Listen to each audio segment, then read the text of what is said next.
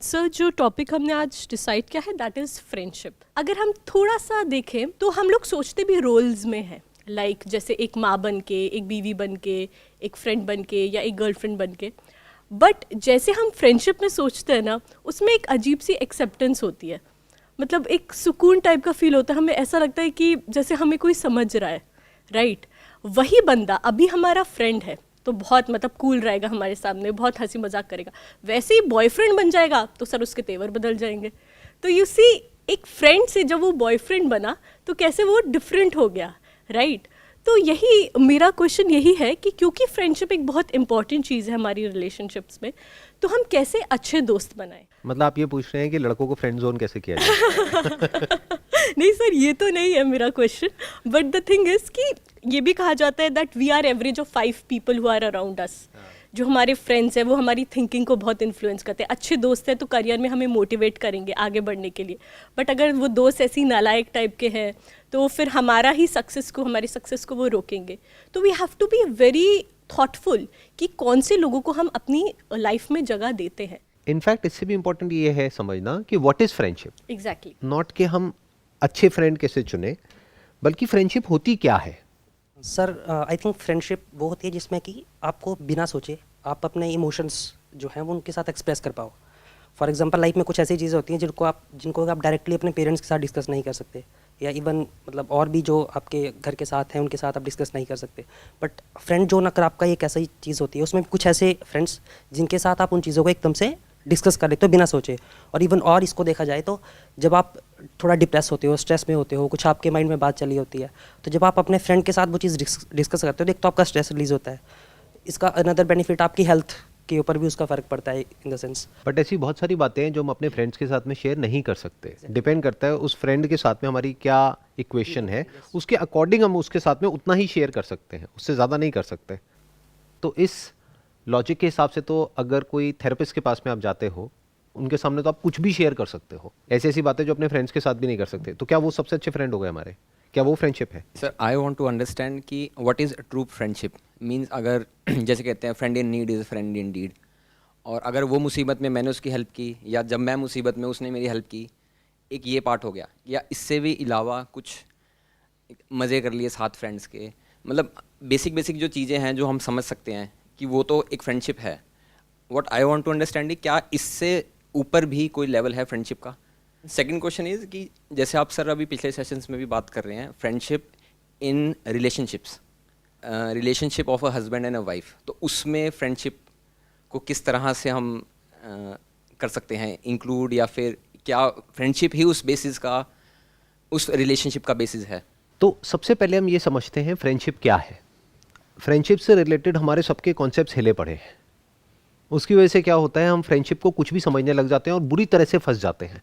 फिर हमारे अंदर इतना एंगर आ जाता है, इतनी फ्रस्ट्रेशन आ जाती है। मैंने लोगों के अंदर देखा है, अपने दोस्तों की वजह से खुशी नहीं आती है, दुख आ जाता है कि मैंने तो उसकी हेल्प करी, अब देखो वो पीछे हट गया जब उसका टाइम है हेल्प करने का। ऐसा होता ही नहीं होता है कि उसके बुरे वक्त में मैं उसके साथ में था, लेकिन जब मेरे को थोड़ी सी भी जरूरत पड़ी तो उसने बहाना बना दिया and he is not there with me. क्या ये फ्रेंडशिप होती है? सामने वाले से कुछ एक्सपेक्ट करना। मैंने ऐसे ऐसे लोगों को देखा है, उन्होंने कोई खास फ्रेंड है, उसको पैसे की जरूरत हुई, उन्होंने कहीं से पैसे उठा करके उसको दे दिए, अब वो उसके पीछे पीछे भाग रहा है और वो उसका फोन तक नहीं उठाता है। क्या ये फ्रेंडशिप है? क्या अपना जो इमोशनल बैगेज है वो जा करके किसी के ऊपर उड़ेल देना, यानी किसी के ऊपर एक तरह से वॉमिट कर देना, क्या ये फ्रेंडशिप है? तो व्हाट इज फ्रेंडशिप? इसको आराम से बैठ करके इंक्वायर करना होगा। हम कभी इंक्वायर नहीं करते हैं, हम कभी ये क्वेश्चन नहीं पूछते what is friendship. Don't be in a rush to give an answer. That is the problem which we all have in life. हम सबके पास में आंसर्स तो हैं बट क्वेश्चंस नहीं है। हम कभी एक्चुअल में क्वेश्चनिंग नहीं करते हैं फ्रेंडशिप क्या है। अगर वो हमको समझ आ गया तो हम उसको उसी की जगह पे रख देंगे, फिर कभी प्रॉब्लम नहीं होगी लाइफ में। इन अदर वर्ड्स, किसी भी फ्रेंडशिप में सबसे पहले आपको यह देखना है कि पहले खुद को बचा करके चलना है, फिर उसको बचाना है। जैसे आप कहीं फ्लाइट में ट्रैवल करते हैं तो वहां बोलते नहीं है कि यहां पे अगर एयर प्रेशर में प्रॉब्लम होती है या ऑक्सीजन का मास्क नीचे आता है तो पहले अपना मास्क लगाओ, बाद में अपने बच्चे का लगाना। ये फ्रेंडशिप का पहला उसूल है। अब ये बहुत अलग है उस सबसे जो भी हमारे दिमाग में फ्रेंडशिप के फंडे बैठे हुए हैं। यानी कि अगर आपकी फाइनेंशियल कंडीशन ठीक है और फिर आपका फ्रेंड आपको फ़ोन कर रहा है और आप थोड़ा सा उसको स्पेयर मनी में से पैसा दे रहे हो, तब तो ठीक है। और ये सोच करके दे रहे हो कि मैंने दे दिया और टॉपिक क्लोज, ये वापस नहीं आएगा, ना मैं दोबारा कभी मांगूंगा ना वो वापस करेगा, वापस आ गया तो बोनस है, तब तो ठीक है। लेकिन अगर आप ये नहीं कर सकते हो तो डोंट गिव दैट मनी, मना कर दो। तो एटलीस्ट जो आपकी इक्वेशन है उसके साथ में वो खराब नहीं होगी।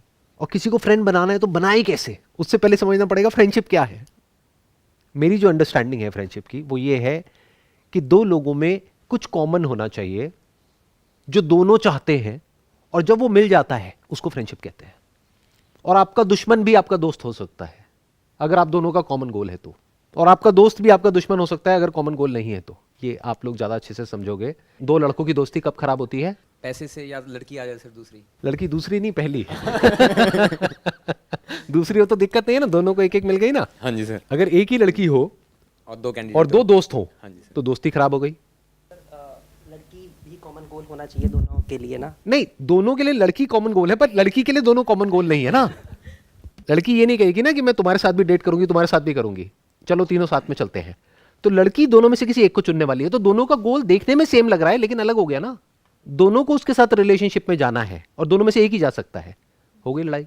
तो मैंने क्या कहा, दोस्त भी कट्टर दुश्मन हो सकते हैं, दुश्मन भी दोस्त हो सकते हैं। उसका भी एक एग्जांपल देता हूं। आप जंगल में खो गए हो, आपका सबसे बड़ा दुश्मन है आपके साथ में, लेकिन अगर आप सर्वाइव करोगे तो मिल करके करोगे, नहीं तो दोनों मरोगे। हो गया ना दोस्त। मैंने क्या कहा कि दोनों का एक कॉमन गोल होना चाहिए तो दोस्ती पॉसिबल है। अब वो कॉमन गोल शॉर्ट टर्म में भी हो सकता है, लॉन्ग टर्म में भी हो सकता है। अगर वो शॉर्ट टर्म में अचीव हो गया तो शॉर्ट टर्म में दोस्ती भी खत्म हो गई। लॉन्ग टर्म में अचीव हुआ तो लॉन्ग टर्म तक वो दोस्ती चली। लाइफ टाइम है तो लाइफ टाइम चल गई।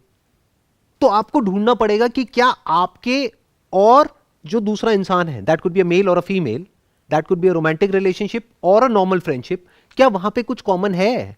क्या कुछ ऐसा है जो आप दोनों को अपनी लाइफ से चाहिए? शॉर्ट टर्म की तो मैं बात ही नहीं कर रहा। शॉर्ट टर्म दोस्ती क्या होती है? दोनों को पार्टी करनी है, पार्टी करी, तुम अपने रास्ते में अपने रास्ते। ये क्या हो गया? शॉर्ट टर्म गोल हो गया। दोनों को अपना अपना गोल था, दोनों ने अपना अपना गोल अचीव किया, भाड़ में जाओ, उसके बाद हमें कोई मतलब नहीं है। बट मैं क्या कह रहा हूं, ध्यान से समझना, ये इंपॉर्टेंट नहीं है ना। शॉर्ट टर्म जो फ्रेंडशिप है वो तो आप करते ही हो सुबह से रात तक। इनफैक्ट जिसको आप जॉब कहते हो वो भी एक तरह की फ्रेंडशिप है, एक एग्रीमेंट है। एम्प्लॉयर को कुछ चाहिए, एम्प्लॉय को कुछ चाहिए। अगर दोनों मैच होता है तो एक रिलेशनशिप वहां पर है, और तब तक है जब तक दोनों का वो सेम गोल है। तो आप ध्यान से समझते हैं कि जो एक रोमांटिक रिलेशनशिप है वहां पे फ्रेंडशिप का मतलब क्या है, क्योंकि सबसे ज्यादा जो इंपॉर्टेंस है फ्रेंडशिप की वो वहां पर है, और जगह पर नहीं है। और तो रिलेशंस टाइम के साथ साथ, सिचुएशन के साथ साथ बदलते रहते हैं। आपने देखा ही होगा, आप लोगों की एज कोई अब 15-20 साल तो है नहीं, नियर अबाउट 30 ईयर्स के आसपास आप लोगों की एज है। तो आपने बहुत कुछ बदलते हुए देख लिया होगा अपनी लाइफ में। जो एक टाइम पे बहुत अच्छे फ्रेंड होते थे आज वो कहीं भी नहीं है। दूसरे ऐसे फ्रेंड हैं जो अंदर से उनको भी पता है, आपको भी पता है कि वो ऑफिस तक ही हैं।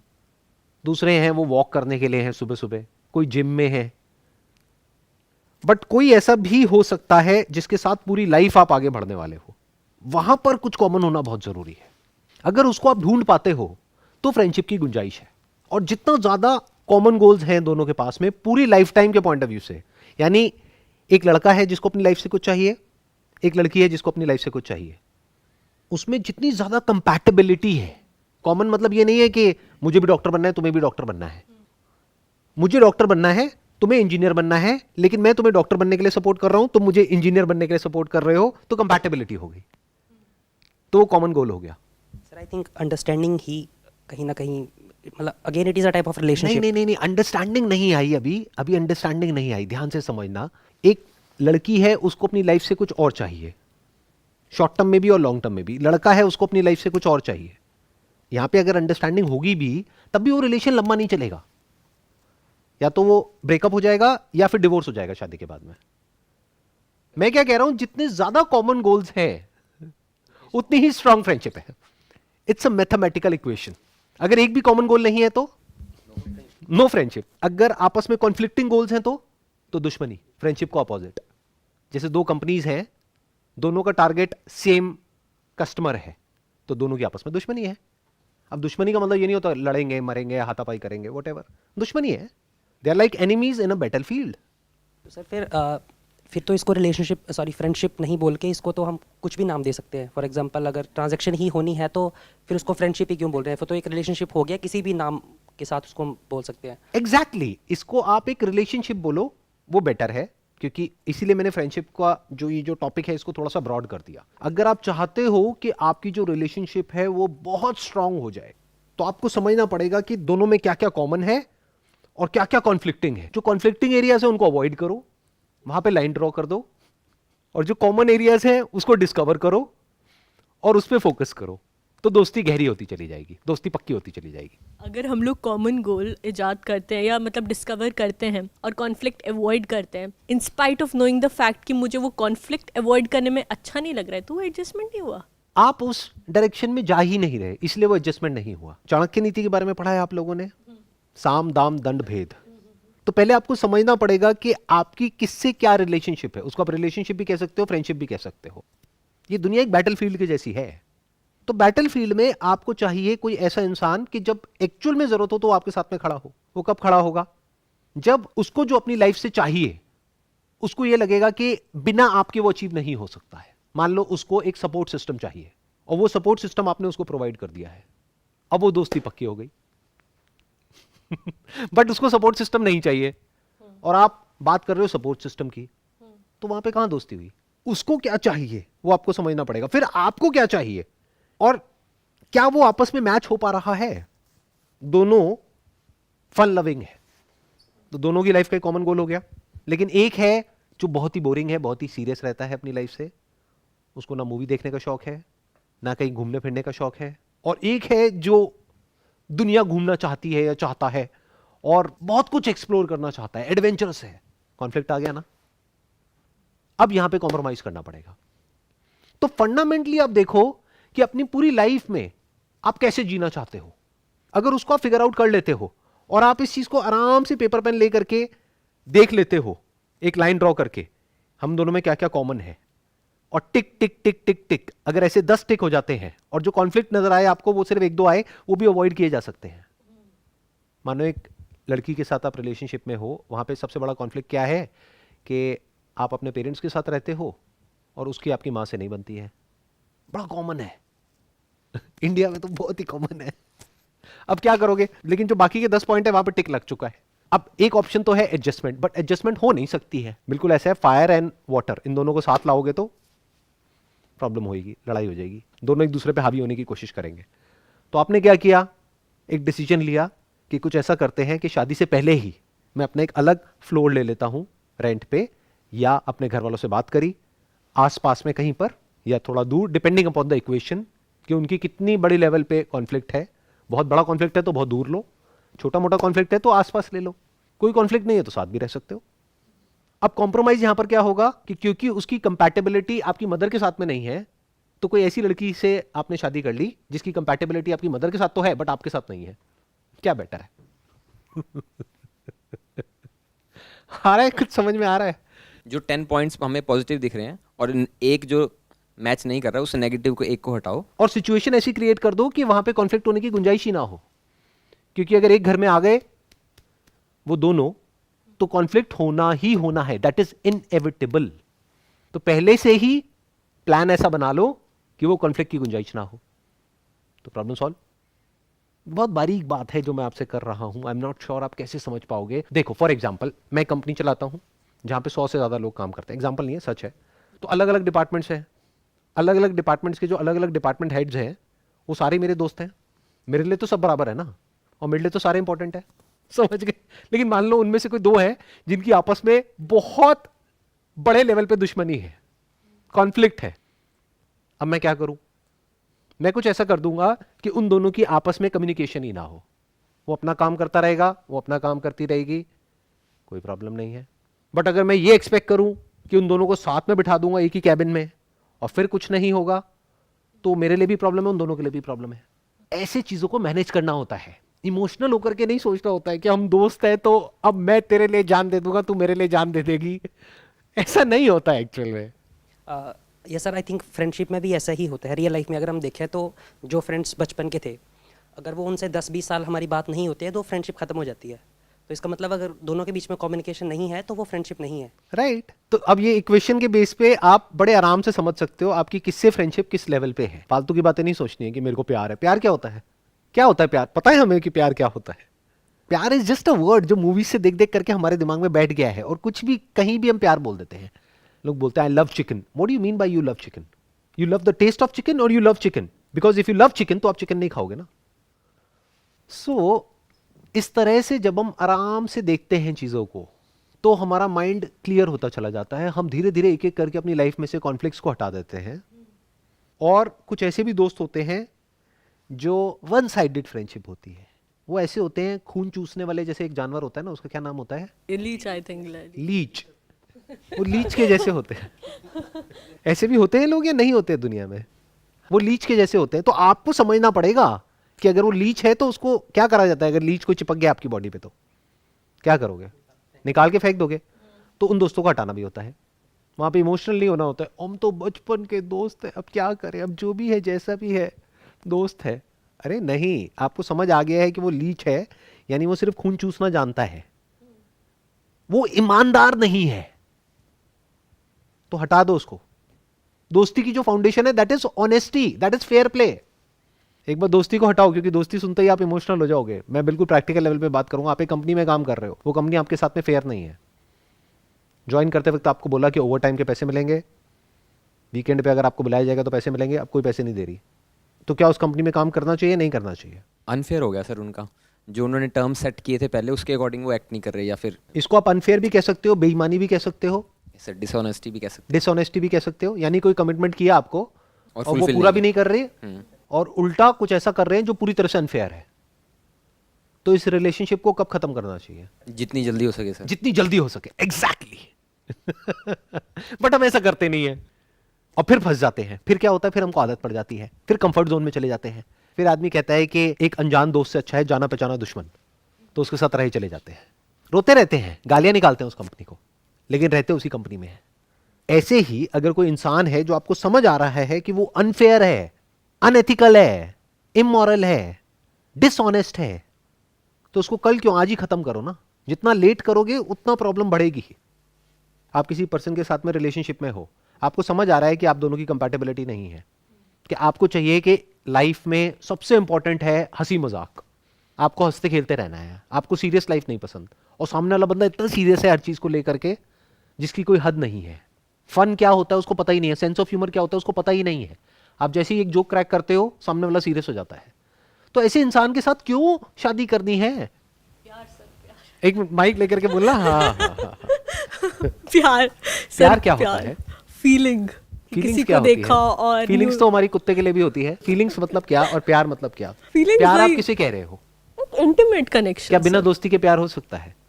बिल्कुल हो सकता है, किन्हीं किन्हीं केसेस में हो सकता है। Like you saw somebody and there some emotions and some hormones in your body, so हो सकता है। एक मिनट, थोड़ा सा फर्क है। आराम से समझना कि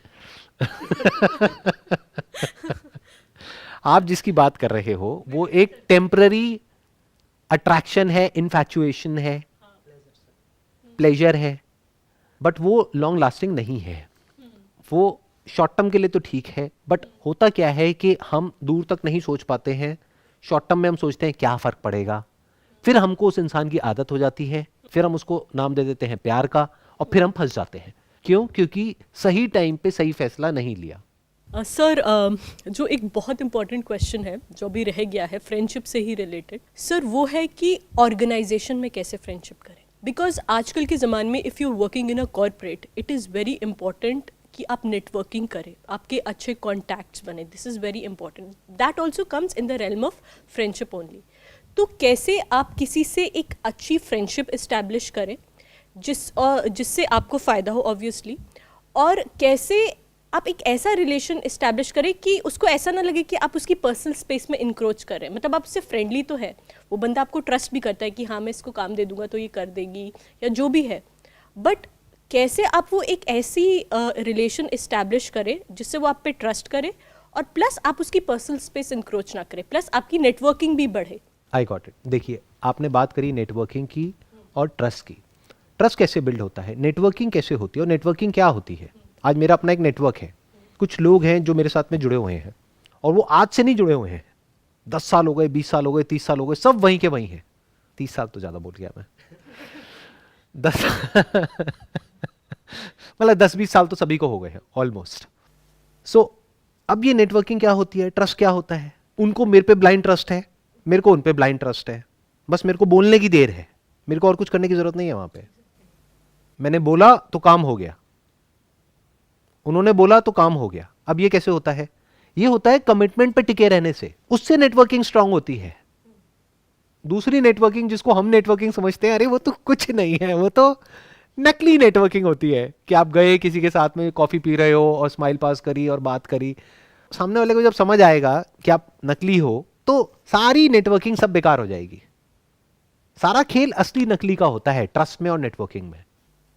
आपकी जबान की वैल्यू होनी चाहिए कि if you are saying something you must mean it और don't say it, and if you say it stick to it no matter what, चाहे आपको शॉर्ट टर्म में लॉस भी होता है। सही कहा गया, जान जाए बट वचन ना जाए।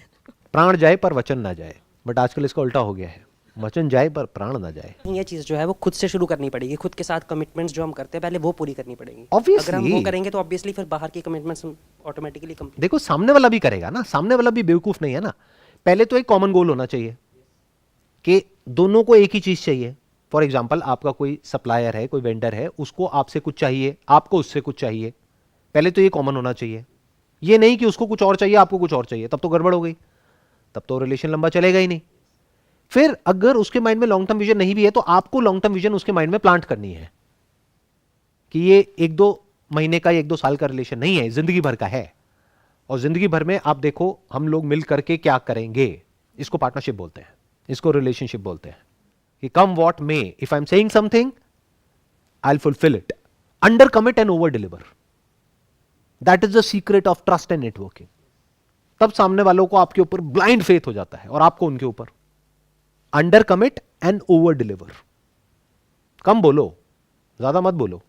नेटवर्किंग हम किसे समझते हैं, गए किसी से जाकर के मिले और बड़ बड़ बड़ बड़ बड़ बड़ कुछ भी बोलते चले जा रहे हैं उससे क्या होता है, वो तो शॉर्ट टर्म में बातें हो रही हैं। जब पैसे की बारी आएगी ना तो सामने वाला 1 मिनट में पीछे हट जाएगा। वो पहले आपको आजमाएगा कम पैसे से, फिर धीरे धीरे पैसा बढ़ेगा जब उसको विश्वास हो जाएगा। तो विश्वास कहां से आता है, ट्रस्ट कहां से आता है, वो आता है छोटे छोटे कमिटमेंट्स पूरे करने से। फिर बड़े बड़े कमिटमेंट्स पूरे होते हैं। फिर एक ऐसा पॉइंट आ जाता है जब दोनों को पता होता है कि दोनों की बात की क्या वैल्यू है, उसको नेटवर्क बोलते हैं।